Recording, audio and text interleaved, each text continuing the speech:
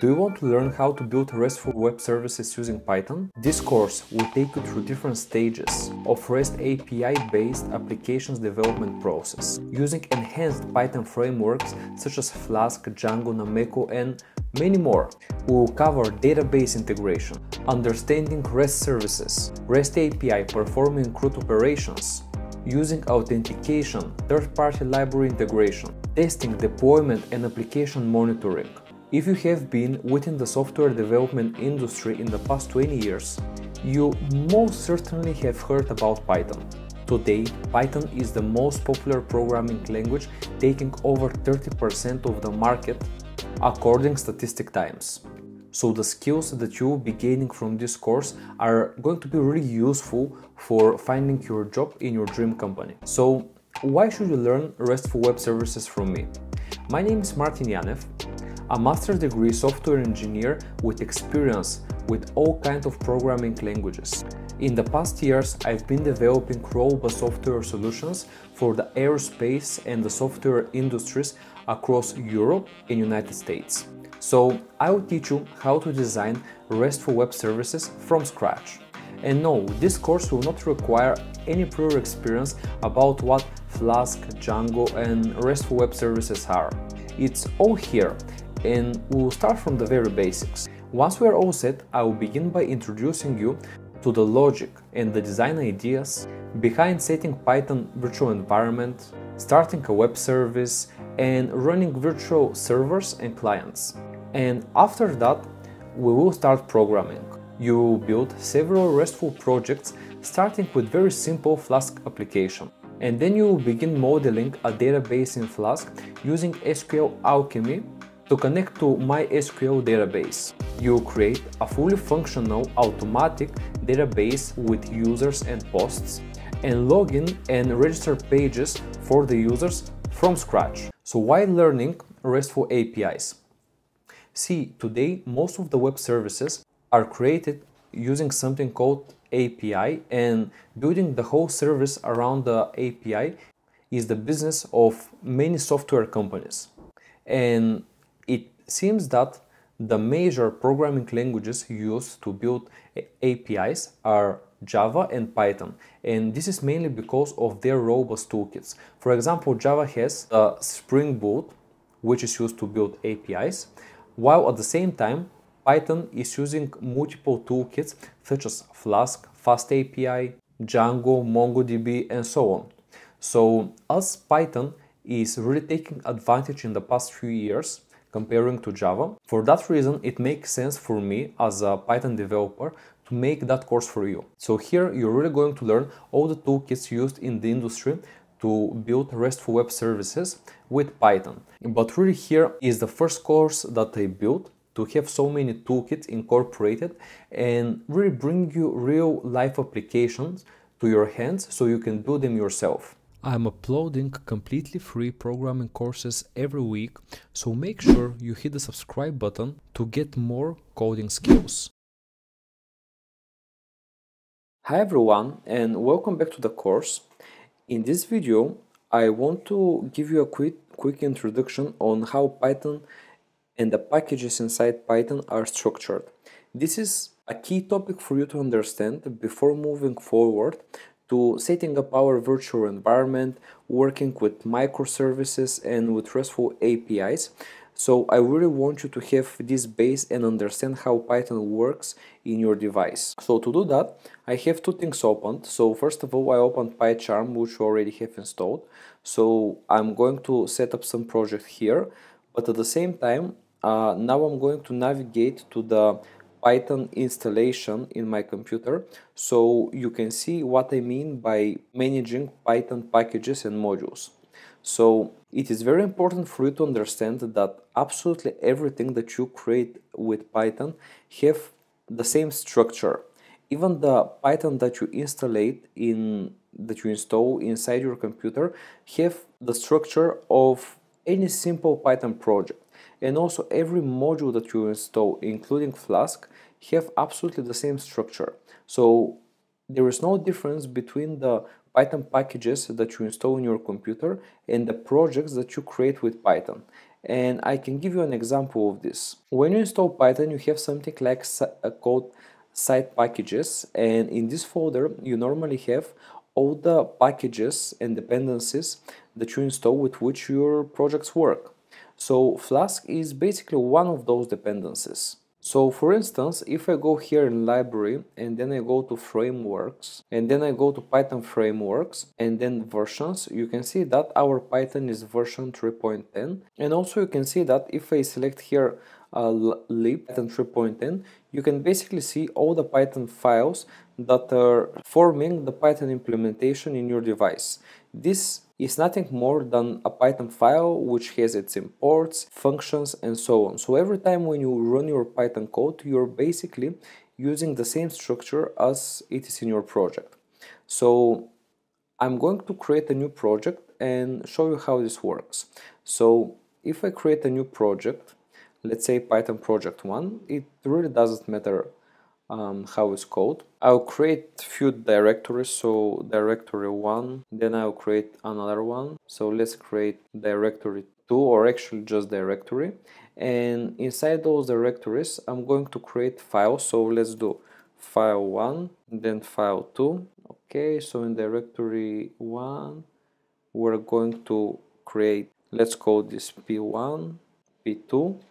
And also I'm going to create one type of file which is going to be called init, and this is a file that Python recognizes. This is the initialization file. Okay, so here I'm going to create as well one file which is called init. Okay, so for example, if we have a big project with many different files and directories, of course we would like to relate those files, and usually when you have init, this is how the directory is recognizable. So for example, if in file 1, now I write, let me actually get closer, if I write from and I write D, you can see that now we have the package dir and dir1. Okay, so if I write from package dir1, import, and then here, as in the package 1, I have the init file and I also have files P1 and P2, I can import those files into my file 1. Okay, so this is how Python relates into the different directories. So also if I do from OS, for example, you can see that OS is none of these files here. However, OS is in the Python environment, and here you can see the current Python environment that is working into our IDE, which is Python 3.9. And if I select interpreter settings, you can see that when we go here, we can actually use a different Python implementations, which also have different packages incorporated. So as the OS is predefined Python package, you can directly refer it, and you can also use a different functions from the OS. So see, if I write O, you can see different methods here and functions, and all of those they're into OS package. Okay, so usually in Python when you import packages, this means that you're importing already created directories just like this one, but with code added that has different functionality. For example, if we look at Flask, Flask is basically a directory just like this one with many Python files that have code that allows you to create RESTful APIs and import already created methods, so you don't need to create them yourself. And this is the core concept for the Python frameworks, and basically the different frameworks are different directories with functions that are already created, so you can use them.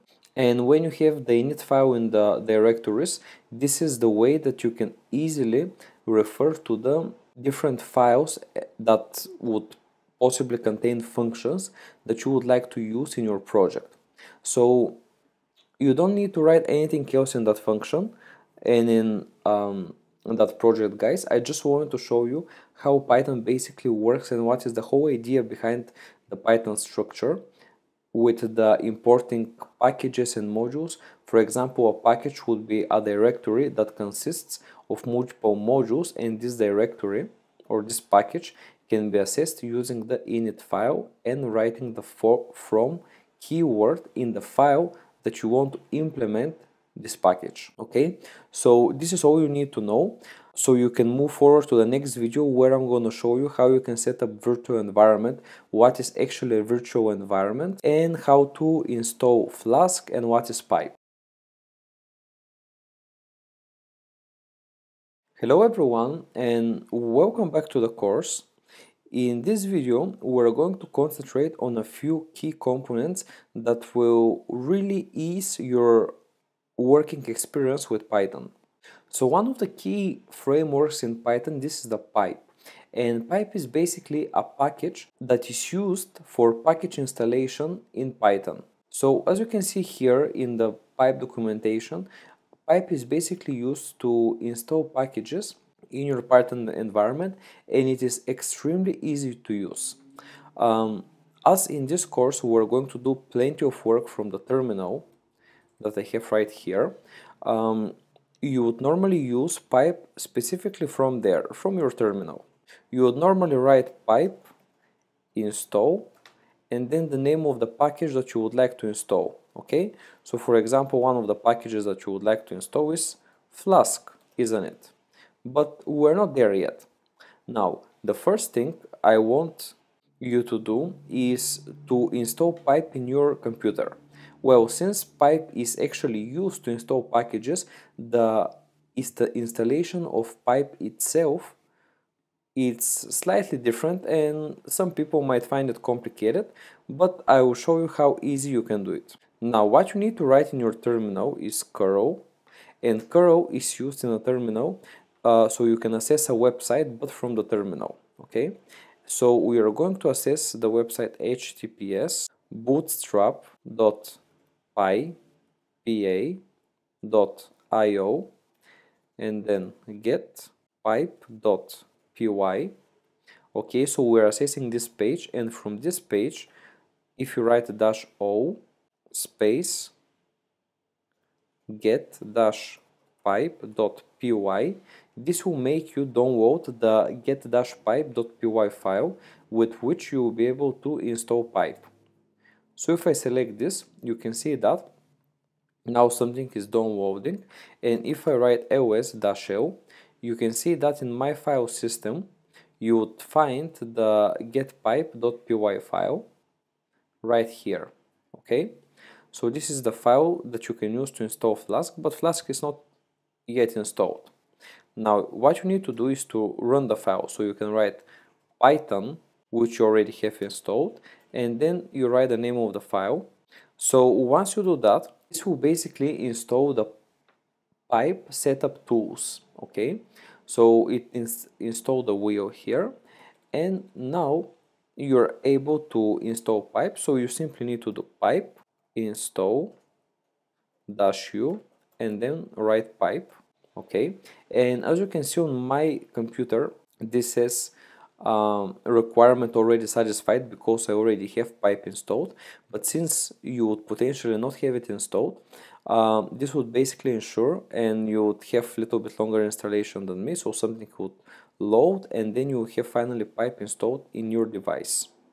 So let's say if I write python-v, I'm able to see the version of Python, and on the other side, if I write pipe-v, I'm able to see the version of pipe. Basically, with every package that you install in your Python environment, you can see the version by writing the -v. And this sometimes is of key importance because many of the toolkits that you can use within Python are really version dependent, and in some of them you can use certain functions, and in newer versions you can use additional functions, or there is also the case that some functions are depreciated or removed from future builds. Okay, so now once you're familiar with pipe, let's talk about the VENV, or the virtual environment. And why do we actually need virtual environment, and what is that actually? So you can basically refer to the Python documentation for checking out what virtual environments are and what is their importance.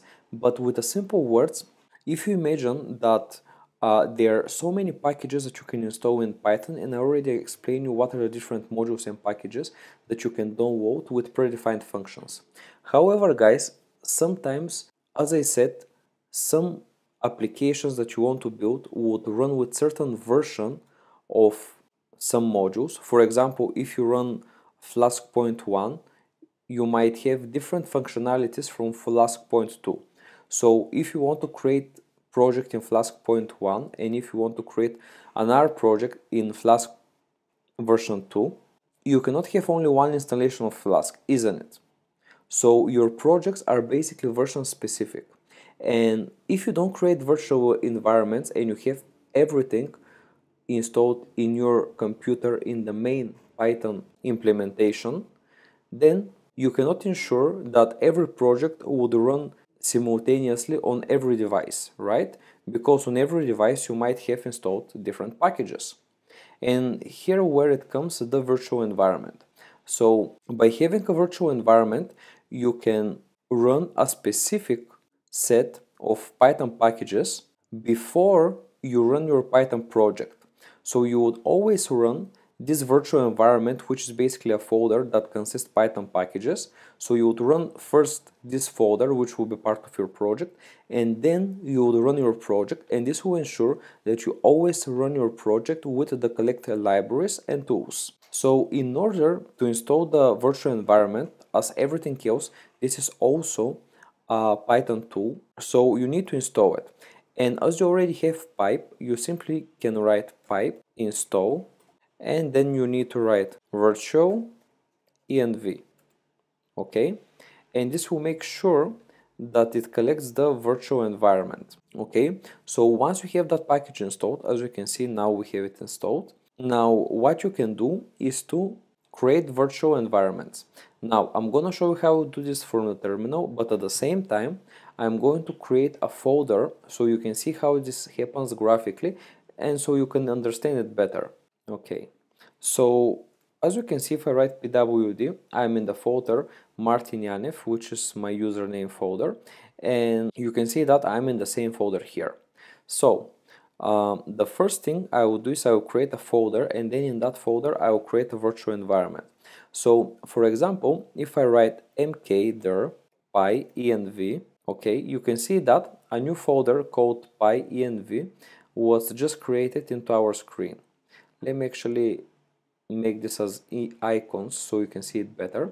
So we have the pyenv that we just created, and if I do cd env, I would enter this folder, so let's enter it here as well. And as you can see, this folder is completely empty, okay, there is no file inside. And now you can create a Python virtual environment by simply writing virtual env, okay, which is the function that runs the virtual environment, and then the name of the virtual environment folder. So let's do it venv. It actually doesn't matter what name you choose. It's just more commonly accepted, the venv as the name of your virtual environment folder. So if I press enter here, you can see that a new folder has just been created, okay, and this folder is called virtual environment, okay. So now we have the virtual environment set up or created. However, now if I write commands, Python commands from the terminal, those commands would still not use our virtual environment, and this is because now you created it, but you also need to activate it. So for Linux and Mac users, to activate your virtual environment, you need to write source, okay, then you write venv, which is this folder, okay, then you write bin, okay, and then you write activate, and this will launch this activate file, which will basically run your virtual environment. So let's click enter here, and as you can see, before the name of my command line, you see in brackets venv, which means that our virtual environment is now running, so all the packages installed in that virtual environment are now running, okay. So see, we have here the libraries, Python 3.10 with these packages installed, and you also have the bin folder when are all the run files, okay. So we have the libraries, and you have the executable files. Okay, so it's good so far. So once you have your virtual environment, let's now install Flask. Make sure that you're inside your virtual environment. So let's do pipe install Flask. Okay, so you can see that Flask is installing now. And now if I go to my virtual environment libraries, Python 3.10, and I go to the site packages, you can see that plenty of new packages have just been installed. You have Flask, but you also have other packages. And the reason for that is because in order for Flask to run, we need to have other packages that Flask is basically using to create its functions. So as you can see, you also installed Jinja2, Makeup Safe, Workzook, and so on. So now if we create our Python project and we are executing the Python project with this environment, we will be able to access all those new libraries that we just installed.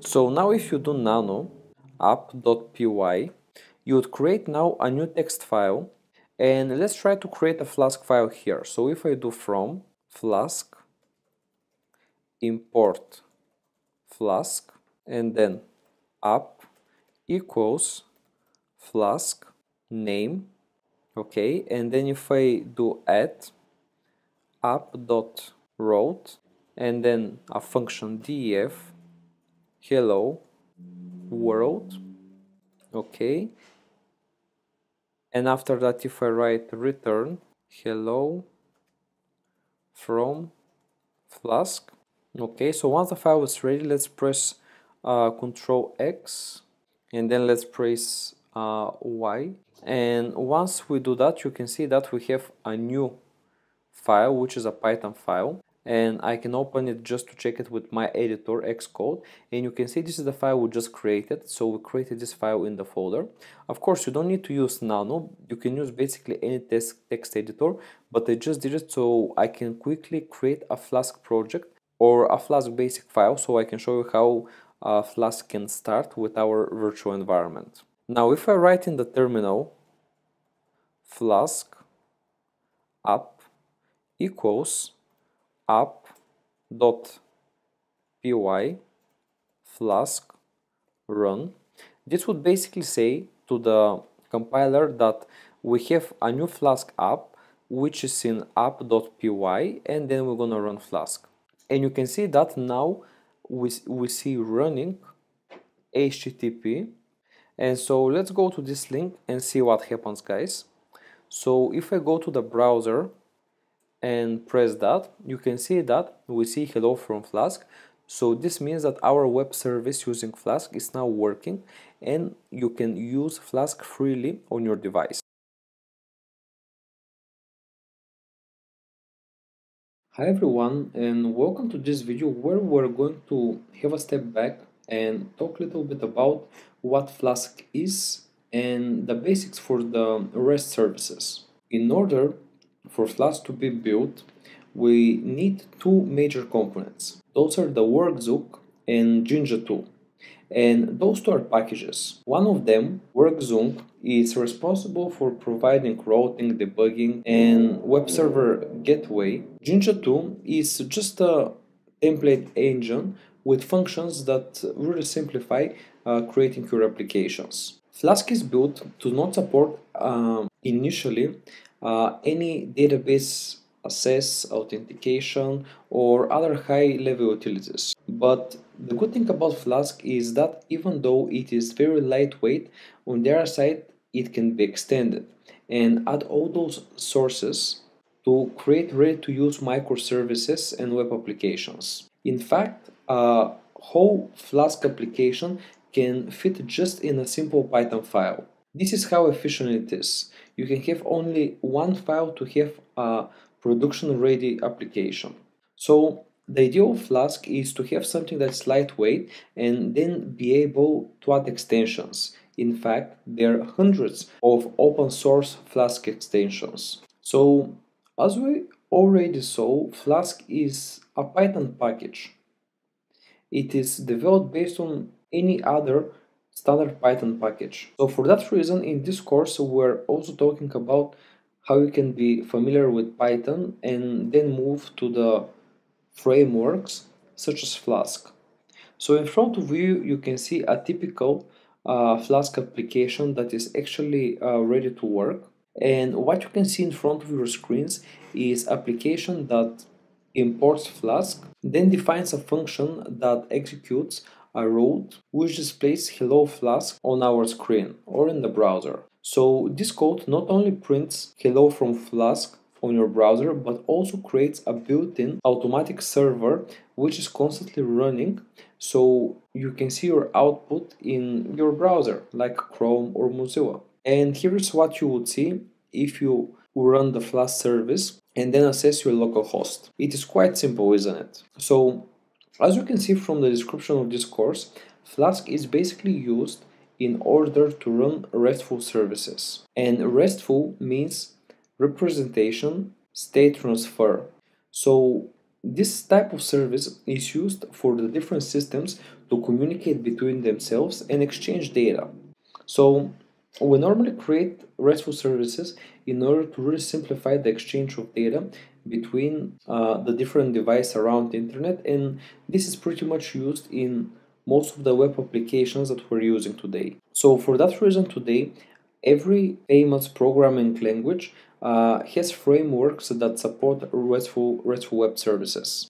So when you're using RESTful web services, you have this concept for distinguishing between server and client. And those two components, the client and the server, they don't need to know for the state of each other in order to exchange information.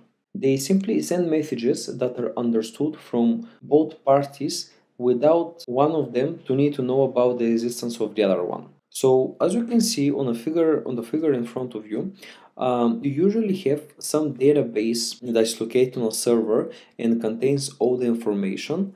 And after that, this information crosses the API, which is basically number of functions that are saying how and when data from the data source is going to be accessed. And you can see here the different protocols that are used in order to exchange that information. So you have XML, JSON, and HTTP, and usually Flask is using heavily JSON data streams. So JSON is pretty much a way that the data is stored in text files. You can see also that there are other ways for getting data like SOAP, but today really the REST is the most famous way of accessing data from your smartphone or computer device. Not only this, but also in order for the RESTful services to be aware of what action is required, we use those HTTP methods like get, post, put, and delete, which are the main methods with which we basically control what services we would like to have. Would we like to post something, for example, creating an account? Would you like to get information like seeing pictures and messages online? Would like to put or edit something, or would we like to delete it? So all those methods are a core HTTP methods that are used by REST and other services in order to easily translate information from one device to another. Another type of protocol for exchanging data is a SOAP protocol, and this is the predecessor of REST. It's been overtaken by REST because REST had many features that are more advanced and they make more sense in today's times. Unlike REST, SOAP, however, exposes components of the application logic, which today is not that preferable because we would like to provide only the information to the user, but not the way that this information has been obtained. So SOAP is usually exchanging data over XML, while the REST has the ability to exchange data over a variety of different type of data formats. But of course, SOAP also has some quite nice features because of which sometimes is preferred over REST. For example, SOAP is preferred when we need a robust security because it provides support for the web services security. So in this course, I'm going to try to cover both of those topics so you can be aware about the services that you can be asked to use in literally any type of company that is working with web services. So this was everything from this video, guys. In the next one, we're going to talk for the different functions that the RESTful APIs have. So we're going to concentrate a little bit more on them. In this video, I thought that we might want to look at some of the key components of the RESTful web services. And here I will show you some data formats and basically the base feature of every web service. As you can see on the slide here, the main features are the uniform interface, representations, messages, links, caching, and stateless. But let's move on and start with the uniform interface and pretty much understand what this means. So the RESTful APIs have uniform interface across the systems. So here we're implementing the idea for having safe and independent methods. So when I say safe, I mean that those methods do not modify the resources like get or head method. So as we discussed in the previous slides, here in front of you I am providing you a table with all the HTTP verbs useful for the RESTful services, and you can see that the main of those are the get and the post method, which are really consisting of 90% of all the HTTP verbs used in the RESTful methods, because with the get you can manipulate a resource, or with post you can insert a resource. So the RESTful services focus on the resources and providing access to those resources. So every resource can be thought of as an object in object orientational programming. So the very first thing to do while designing a RESTful service is to identify the different resources and to determine the relation between them. So once the resources are identified, then we would need to identify the representations. So by representation, I mean the type of messages that are used in order to simulate the resources.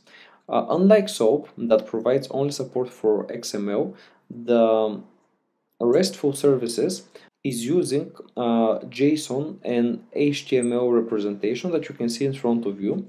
So you can see on your left side and on your right side exactly the same thing, with the difference that on the left side you have an HTML file, while on the right side you have a JSON file. So this is a small example of the resources that can be represented in both formats. Of course, they all have their advantages and disadvantages, but from the work experience, I would say that you should choose the one that you are more familiar with and you're used to work with. So also in the REST architecture, which is essentially established as server client-based style, the messages exchanged between this client and server are quite important. So the client and the server talk between each other via messages, in which the client sends a message to the server and requesting from that server to send some certain response. So usually we're requesting resources and the server is responsible for providing those resources to the client. So despite the core information exchange, there's also a metadata, or data that is always the same, and this data is usually in the headers. So the HTTP one defines how the request and the response headers should look like for communicating between server and a client. And this is what you can see in front of you. This is what a standard message exchange between those two components, server and client, looks like. So we would normally have name, email, body, just information that one can be identified by the other. And finally, let's talk about the links between the different resources, which are one of the fundamental concepts of the RESTful architecture. So a resource is an object of a type, associated data, and relationship to other resources. That can be a set of methods that can be executed, for example. Usually, a resource in the RESTful APIs is consisting of a link to other resources or services. For example, here we're using the link youtube.com. So as we like to automate basically everything that we're programming, resources are designed to automatically be able to be referred by the methods that you can see in front of you, with, for example, name, author, ID, and usually for ID you would have some more complex number and so on. And this is what are the very basics of working with RESTful API, guys.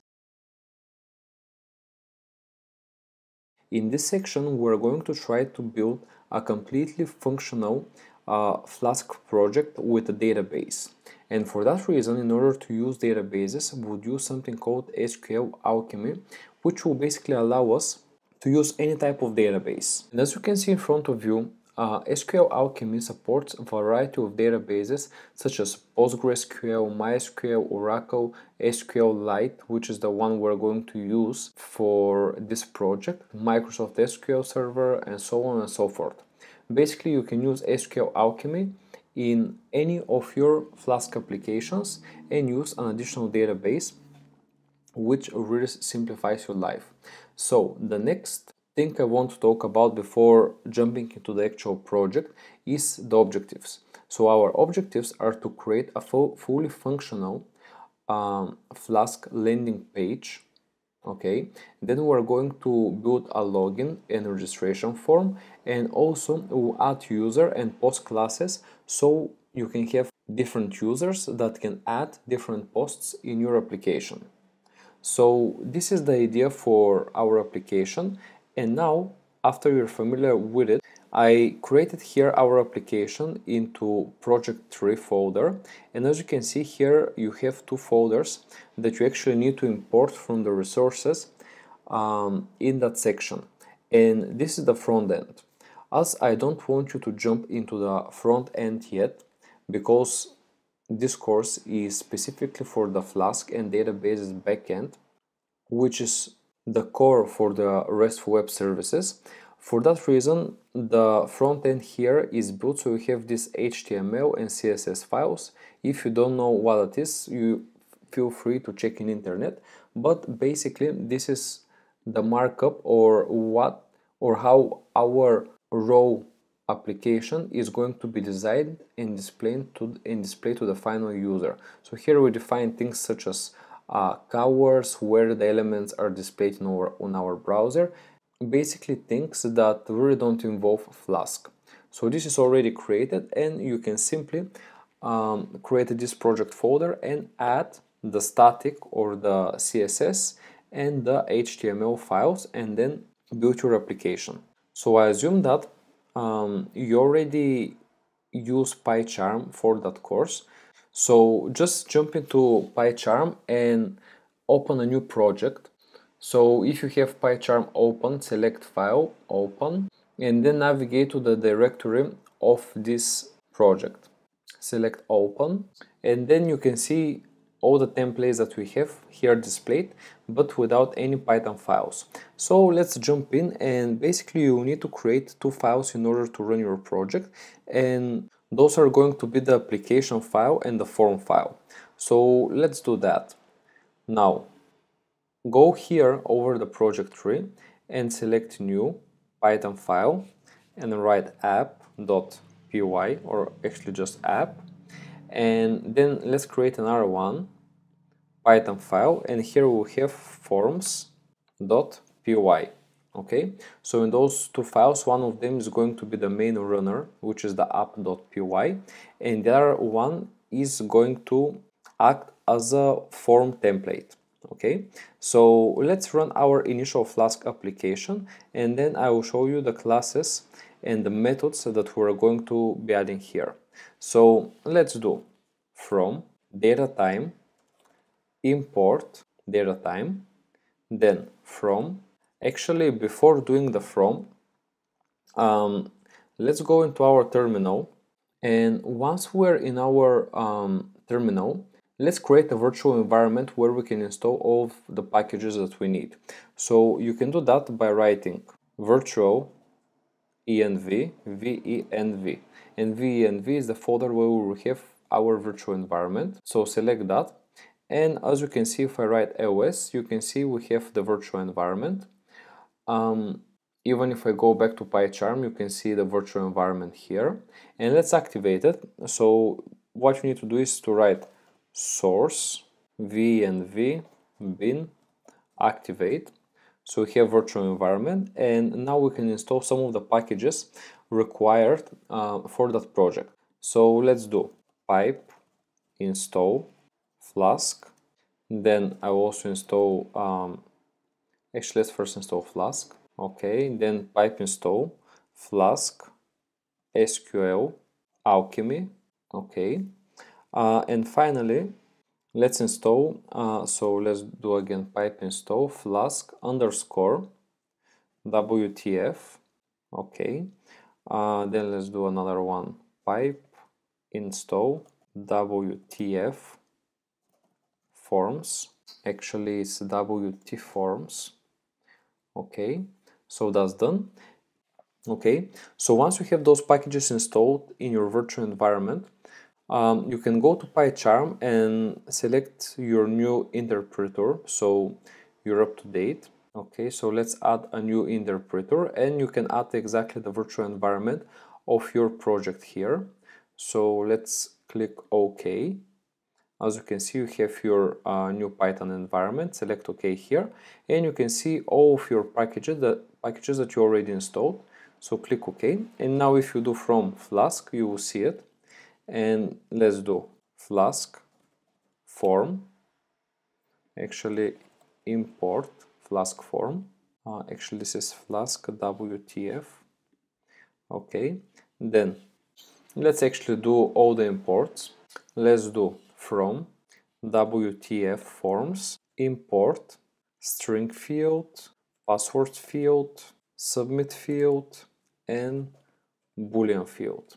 Okay, so we're going to use all of those, and then let's do from WTF forms dot validators. Let's import data required, length, email, and equal to.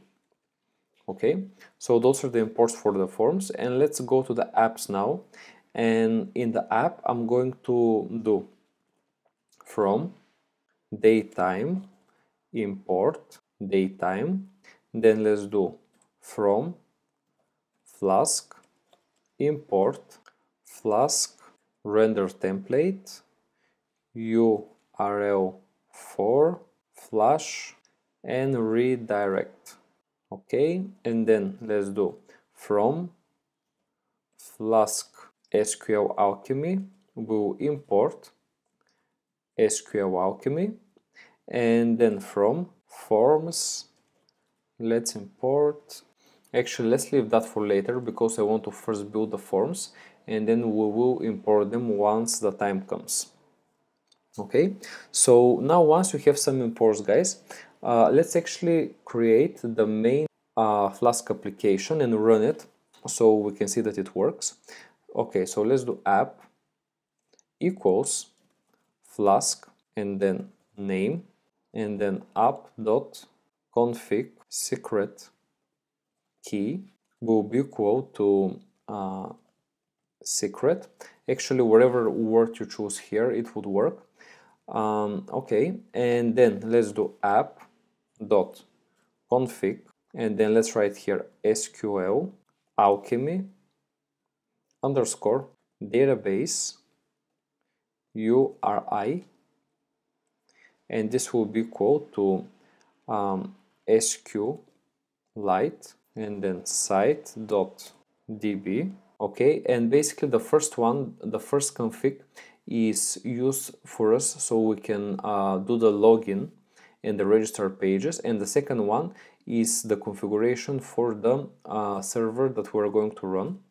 Okay, let's now define the database. So db would be equal to SQLAlchemy, and let's pass our app here. And finally, let's create our main class.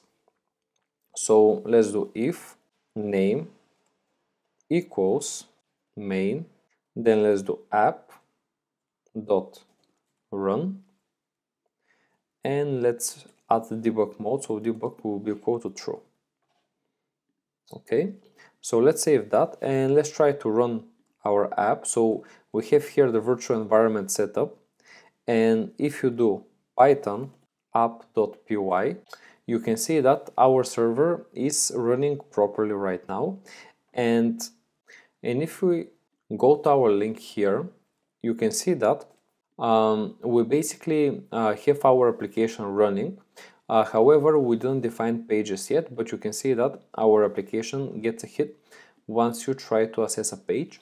So this means that our Flask application is now running, and the next important step will be, guys, to create our front page. As you saw last time, when we were trying to run our project, we were seeing that a page is not found.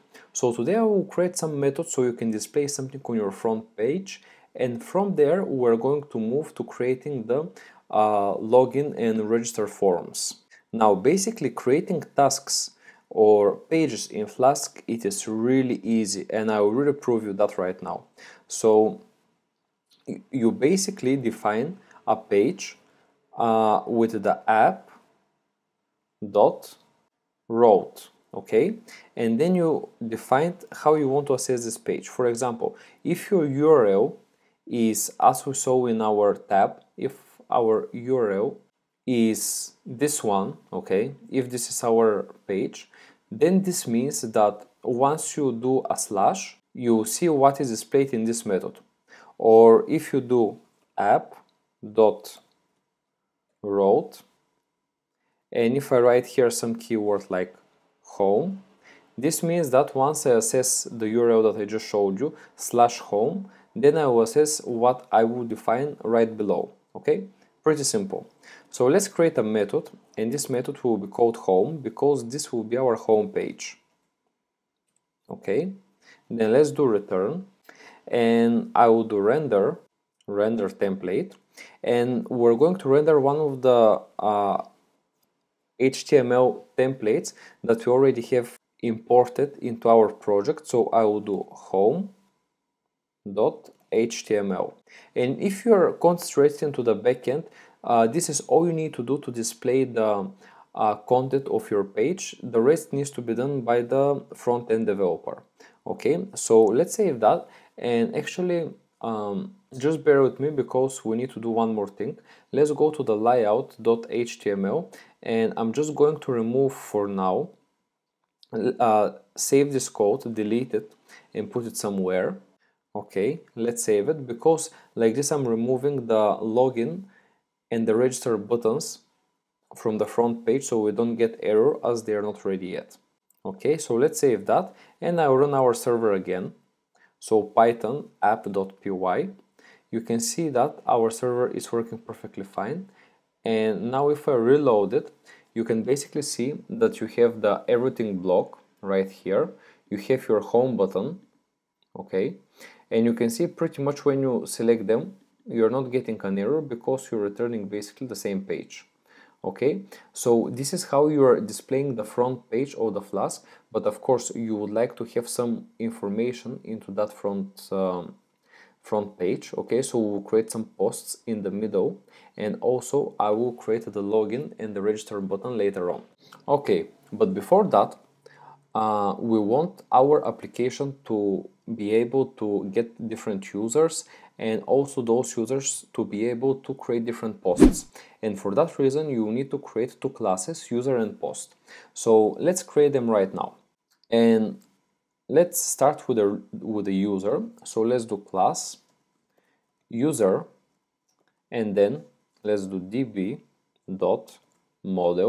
Okay, so this will be important into our database, and then you can do id equals db.column, and then let's do again db.integer primary key equals to true. Okay, then let's create a username to that user. So username, so every user would have ID, it would have username, so let's add this username into the database, column, and then db, so the username is a string, so I will do string with, let's call it 25 characters. Let's do unique. So when you do unique equals to true, this means that there can be only one username from that kind. And let's do nullable, will be equal to false, because we want our username to have at least one letter. Okay. Next I will create a password. So password would be equal again to db dot column, and here db dot string with 30 characters, and then let's do nullable equals to false. Then let's add image for our user, so let's do image equals to db dot column and then db dot string, and let's allow here 20 characters. Okay, nullable will be equal to false, and also I'll create a default image. Default would be equal to pic.jpg, which is a picture type. Then let's add an email.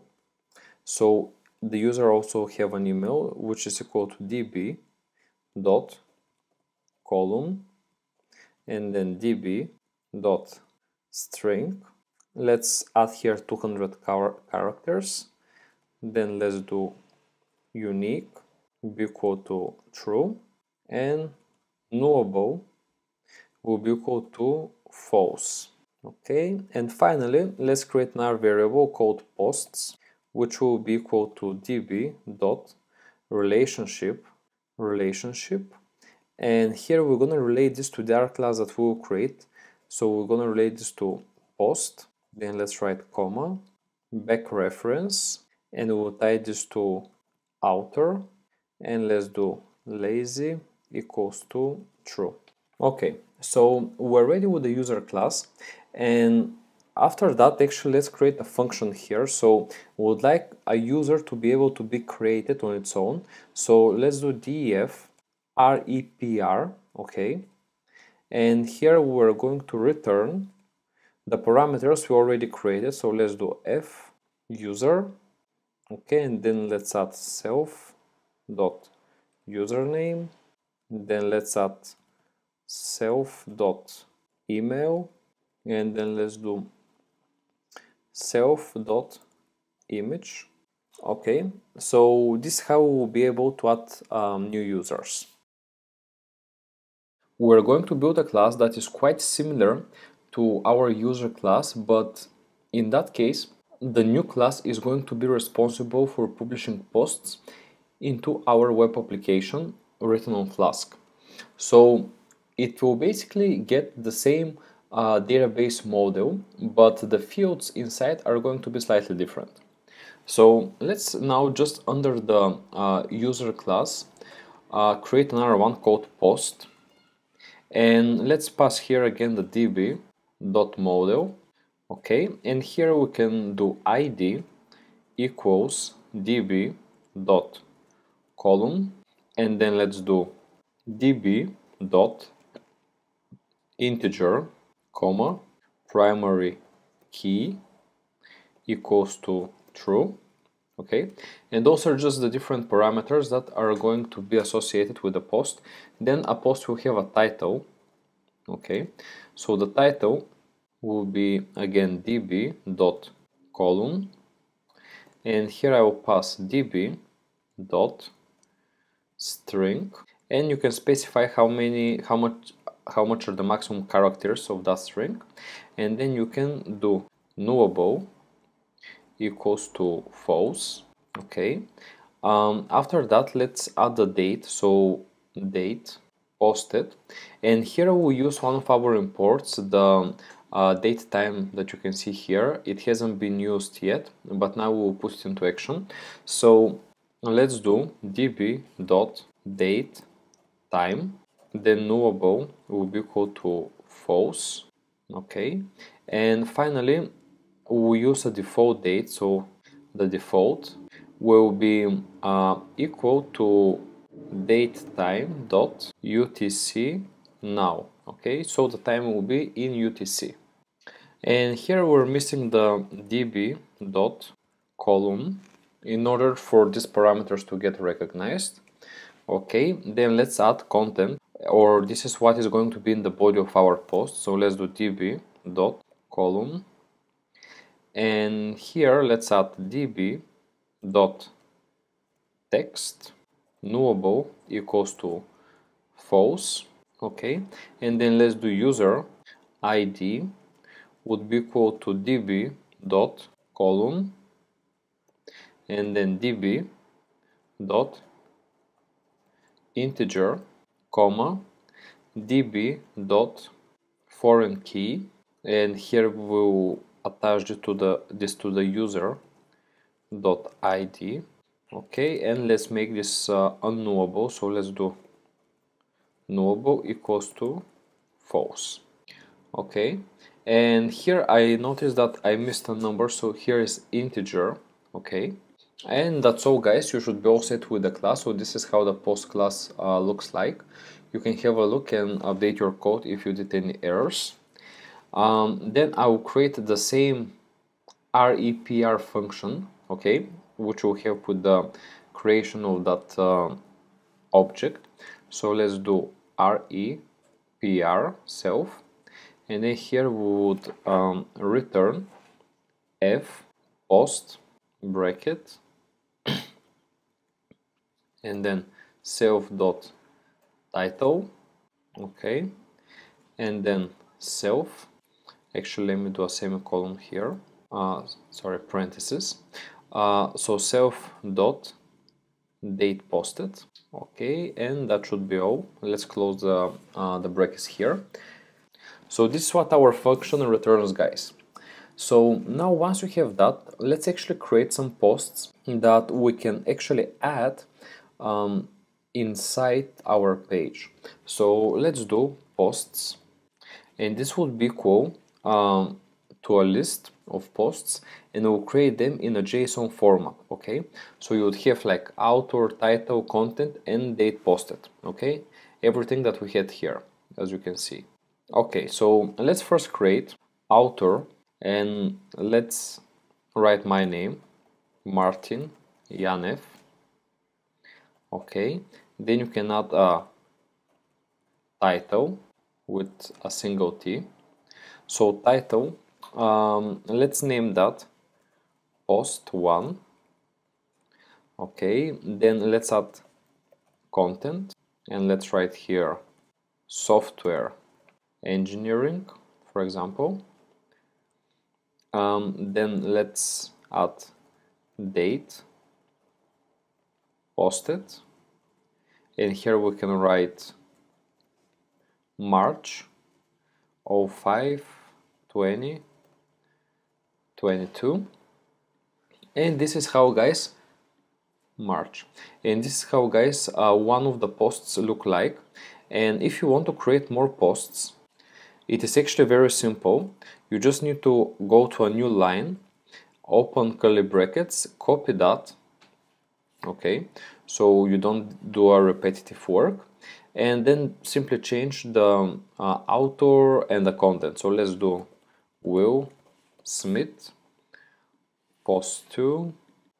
Let's write here aerospace content, and then let's do another date, for example January 1st 2022, and let's create one more just for fun. So I'm going to copy this one and paste it here, and let's here create, for example, Lucy Wawas.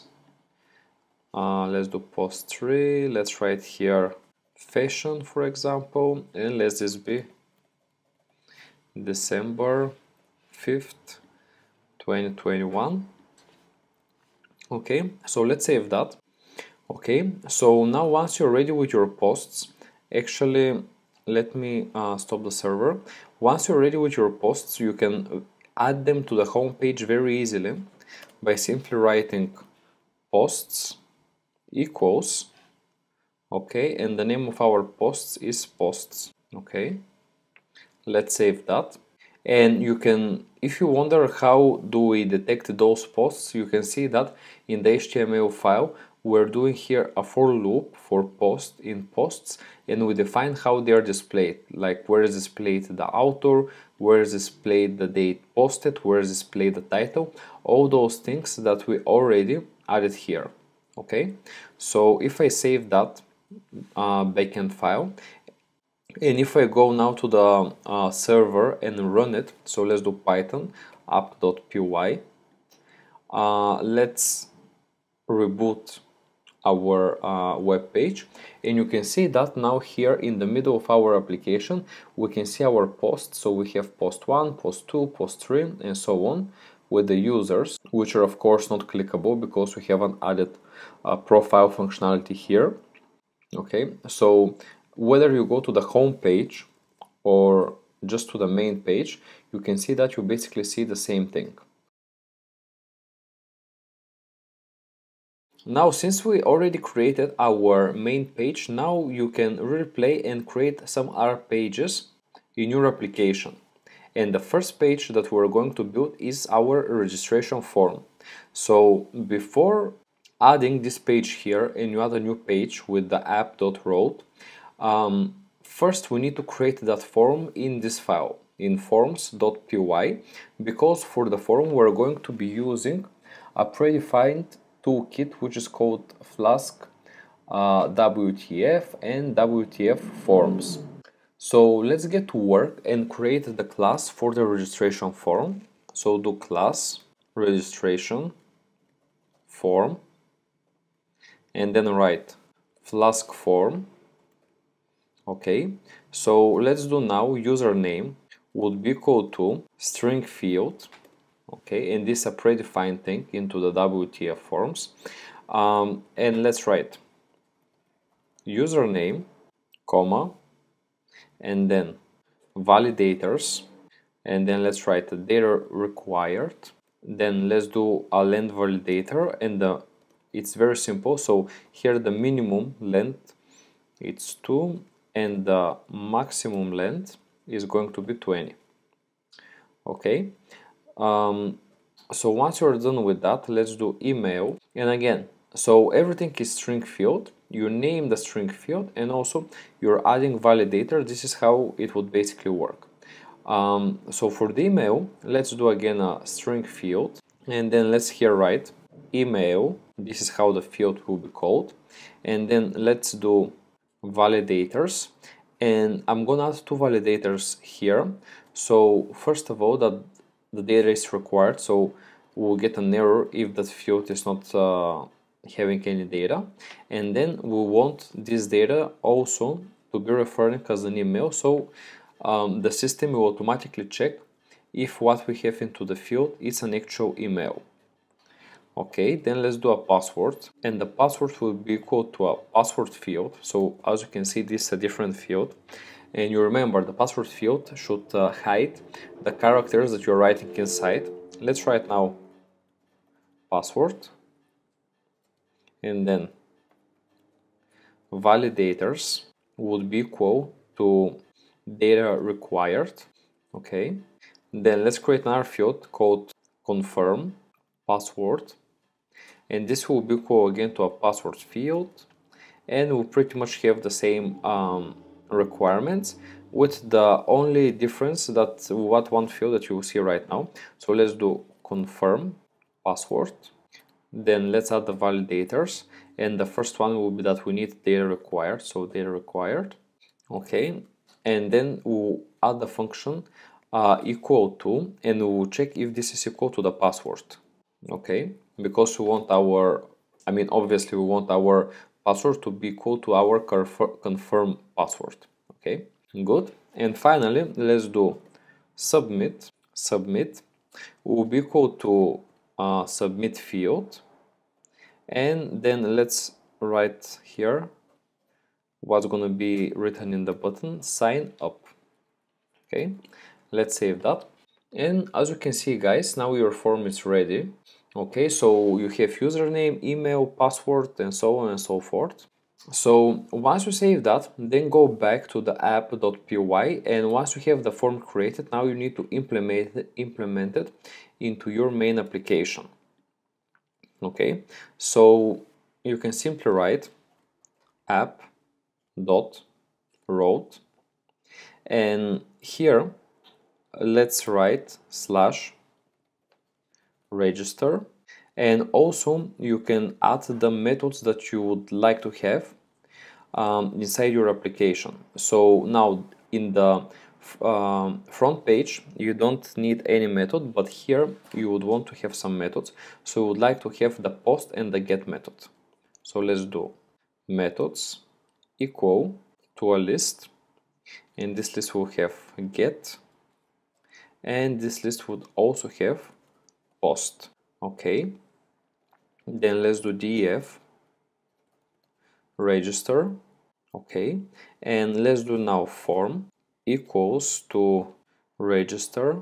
Actually here we don't see anything, and I assume this is because we didn't yet add our registration form here, as you can see. So this is pretty simple to do. Let's now write from forms import, and then you should see the available options. So if I write now R, you will see the registration form. Okay, so you can simply add it here. Here we go. Now this is accessible. Okay, so the form will be a registration form, and now to the form variable you have all those parameters attached, which is great. Let's do now if form dot validate on submit. Then I would like to do flash. Okay, flash, and let's write account created. Let's then write username. Okay, and I will pass here the username. So let's do form dot username dot data. Okay, so this will show you the username. Then let's write comma, and let's write success. Okay, let's add a parenthesis here. Okay, so this will be the message that will be showed once you press the submit button, and if your submission is validated. Okay, and then let's return here. So return redirect, and we will return to our home page. So let's do URL for home. Okay, that's it. And finally, from the whole function, let's return render template, and the template will be registration or register.html. Let's add a title, would be register. Okay, and finally the form would be equal to form.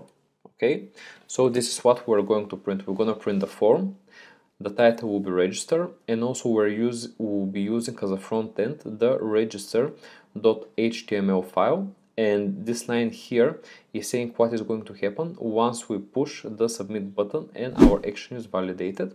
You can also see the register HTML file. It might look long, but the only thing it does, it pretty much defines how the fields are going to look like. Okay, so don't worry about it too much. Now let's save that, and let's go to our layout, because here you remember we removed some pieces of code, and we need to add the registration piece of code so you can see the button there. So now I push back the navigation bar, but I only added the register button. So let's save that and see if it's gonna work in our server.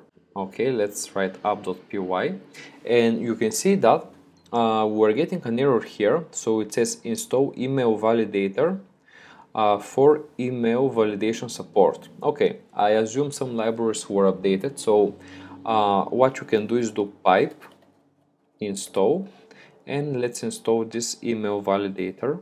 So let's do Control C and Control V. Okay, so we have now installed the email validator module. Let's run again the application, and you can see that now everything works properly. So let's go to the browser and reload the web page, and you probably notice now you can see on your right top corner the register button. So click it, And okay, here we have an error. Oh, and it seems that, so I know what this error is. It seems that in our register page, we're using the login. So we're referring to the login page here as well.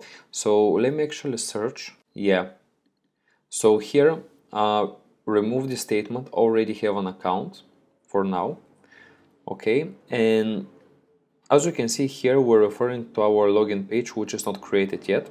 So for that reason, I'm going to remove it for now. Let's save it. And let's refresh our register page. So you can see that it works properly. Let's actually do it from the beginning. So if I select the everything block and I select register, now you can see that we have this register form, and here you can really add a new user. Okay, so we'll try out registering once we also have the login page, so we can do both things. But this is how you are creating a completely functional registration form using Flask and the backend functionality of it. As we already created our registration form, now it's time to go back to the code and actually create everything we need to have our login page completed. So we're going to use actually a similar methodology as we used for our registration form, and I will start by building the form here in the forms.py file. So let's create a class and I will name it login form. Okay, and let's write flask form. Okay, and let's do email equals string field, and then let's write email, comma, validators, and then data required, and then email. Okay, so this is how we create the email that the user would need to add. So this is actually going to be instead of username, we will be using email. Then we'll ask the user to add a password. So let's do password equals to password field. Then let's write password, and then validators, and this would be equal to their required. Okay, then let's create another field. So let's do remember, and here this will be a boolean field, so you will be able to click it so the system can remember your login. Okay, so let's do remember me. Okay, and finally let's create a submit button. So let's write submit, and this will be equal to submit field, and here we would write login. Okay, as you can see, that class was actually even more simple comparing to the registration form. So this is how it looks. And now once we have our login form class, actually let me remove the datetime from here because we don't use it. So once we have that here, we can go back to our application, right? And here we're going to create another page which will be responsible for logging in to our application. So let's do app.route, and as you might think, I will name this page as login, and then we use the methods. They would be get and post.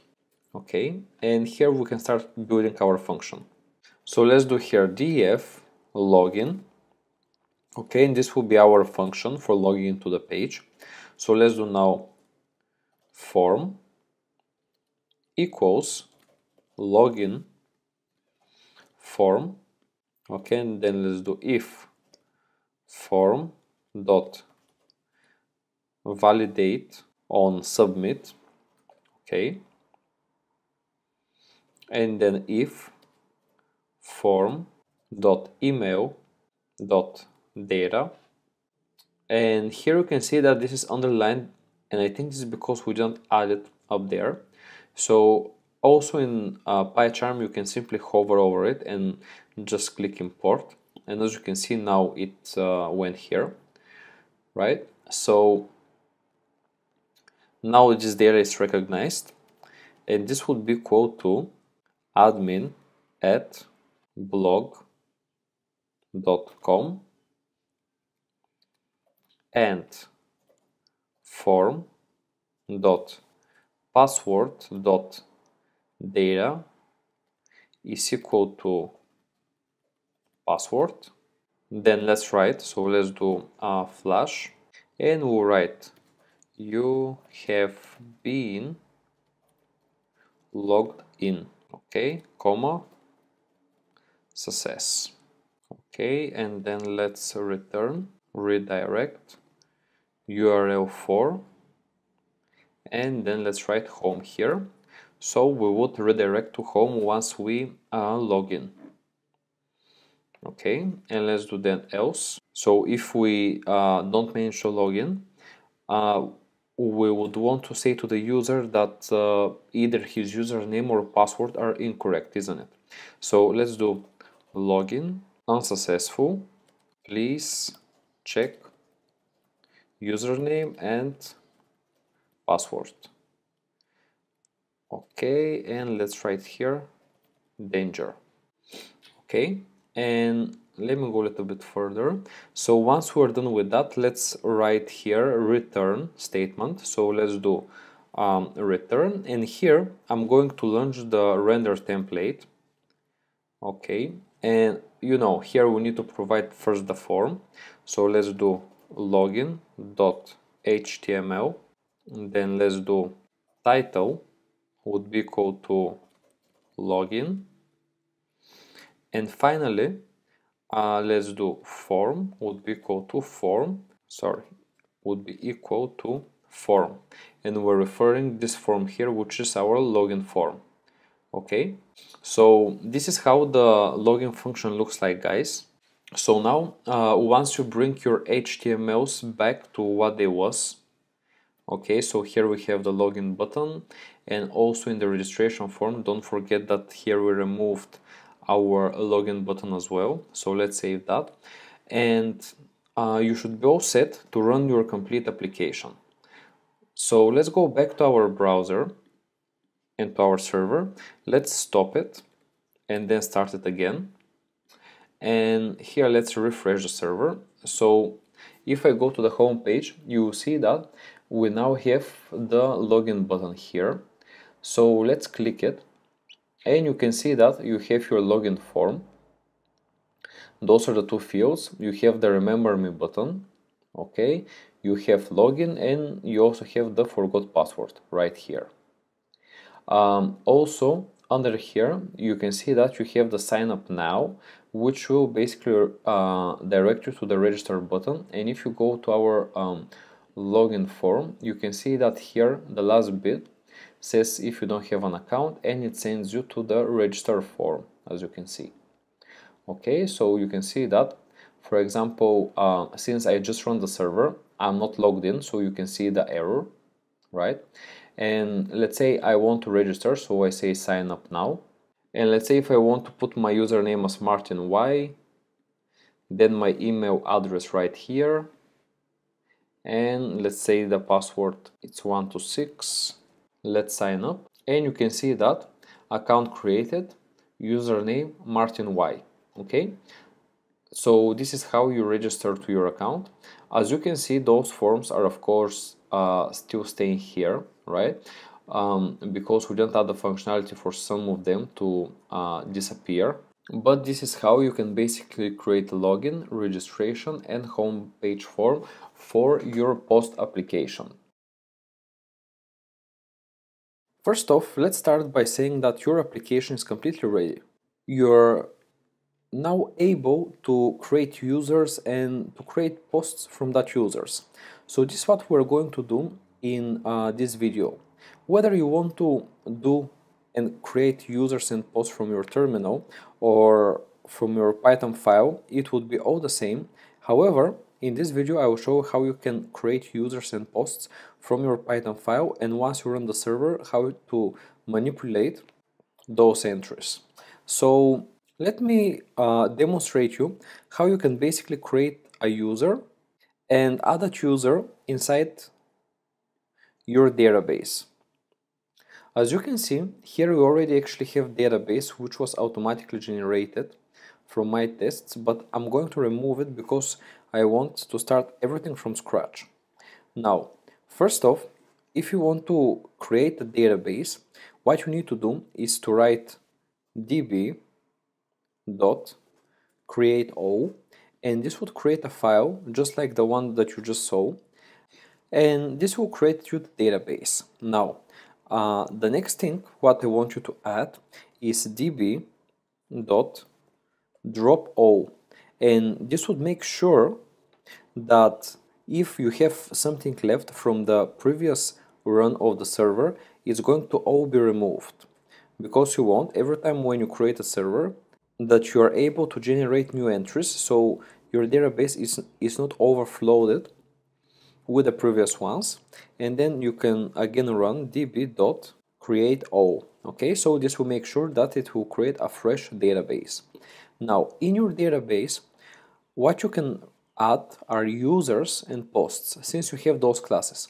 If you want to create more models that you want to add to your applications, you simply need to create more classes. For example, if you're running an online store, you can create a class called item and then add attributes to that item. And I will show you how you can create each and every of these modules in the database, and you can even automate that, adding some for loops or if statements.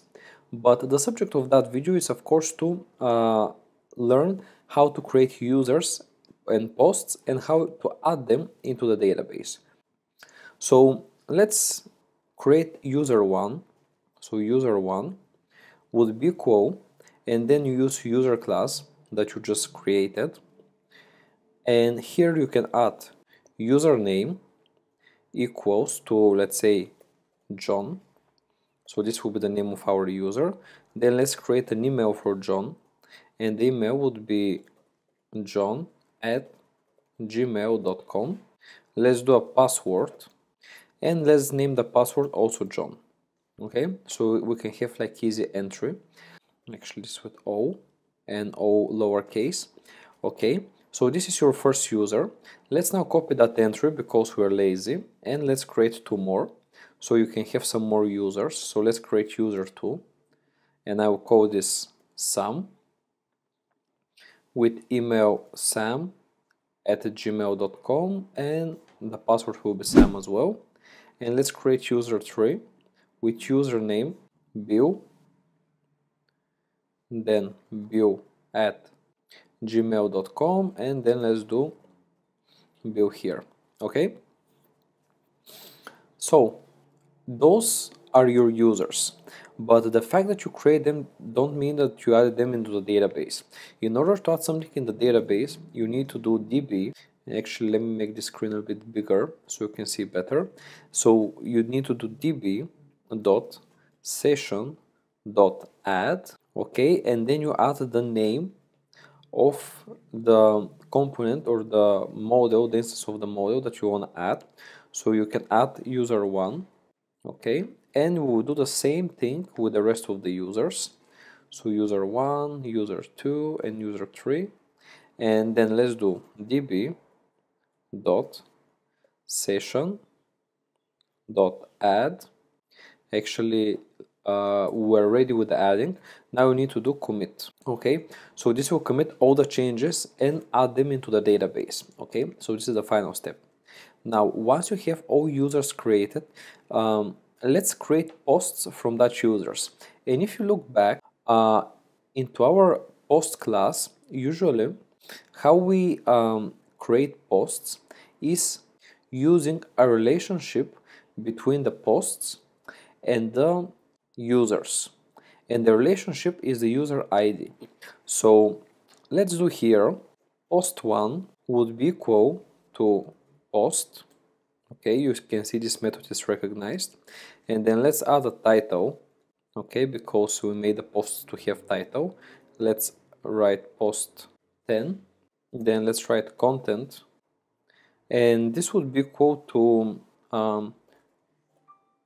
John first post, and then let's try user underscore ID would be equal to user 1 dot, and here you can choose ID. Okay, and this is how you can assign post 1 to user 1, which is John. So now let's again copy this and paste it a few times, and let's do post 2. Okay, so let's do this as John second post, and here again I'm gonna use the user ID for John. And finally, let's create a third post. I will name it post 12, and this will be, let's say, Sam first post, and here I will add user 2. Okay, so you can save that, and basically you can add, as the post is a model just like the user is, you add the posts in literally the same way. So db.session.add, and then user 1, actually here is gonna be post 1. Okay, and I will do exactly the same thing for the rest of our posts. So here we'll have post 2, and here we have post 3. Then I will do db.session.commit, and let's save that. Okay, so as you can see, let me make a distance here. As you can see, here we create a database, then here we add users, and then here we add posts to those users. Okay, so let's get back to our server and let's run it. Okay, as you can see, the server runs properly, and here I have another window which is literally in the same directory with the same virtual environment, and here write Python. Okay, and once you write Python, you're in the Python shell. So here is how we're going to check if our users are created. So first off, I will import, so from app import, so let's import user, post, and db. Okay, and you can see that we just imported those services, so now we have access to them. So now, in order to check on whether you have available users or posts, you can simply do user.query all.